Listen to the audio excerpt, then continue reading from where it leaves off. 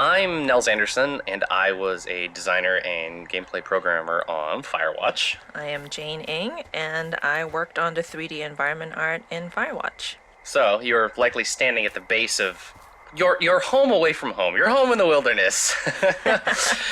For all intents and purposes, more or less, this is basically just a real straight-up tower like they existed out in the woods, right? Yeah, I think it is Portland. There's somebody in Portland who was very good about archiving a lot of, blueprints about various type of fire lookouts of the state, and we got some, and that's how we started off building the Firewatch. The lookout tower, just by looking through how they were actually built. It's slightly taller than a real one, right? We had to make quite a bit of adjustments because, for example, the stairway you see here, normally fire lookout stairways are not on the outside, but for more interesting gameplay and views for the player, we opted to change that. But ultimately we still wanted the tower to feel like a real tower, so we had to figure stuff like, hey, how does the plumbing actually work? How do they get water? Stuff like that. It actually is very important for a real tower.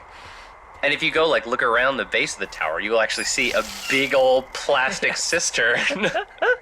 We are not a survival game of any sort, but it is important to make sure that all that stuff is actually thought out, so the space feels realistic. Right. You don't want someone playing the game being like, wait a minute.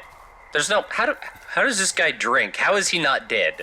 When I normally play video games, I'm always interested in stuff like, hey, where's the bathroom? Here we have the outhouse and you can go anywhere, but stuff like water is very important. So in a real fire lookout situation, what they do is they will use a cistern, and they will capture rainwater from the roof, and you will actually see that we actually have a little pipe down from the roof, and we even have what they call a first flush filter being there, which is actually what they use. That's my favorite kind of filter, really. Yeah, I had to look up what do they do, because once you go, okay, you collect rainwater from the roof, it won't be all nasty, and then hey, somebody already figured that out on how to collect rainwater. What do you know?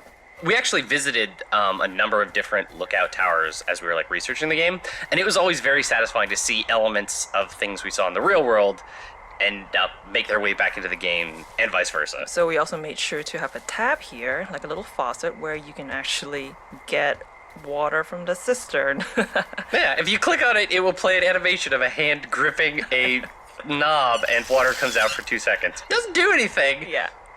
But it's there. I think for a while we actually were thinking should we just let the player turn on the water? But then what happens if the water just runs out?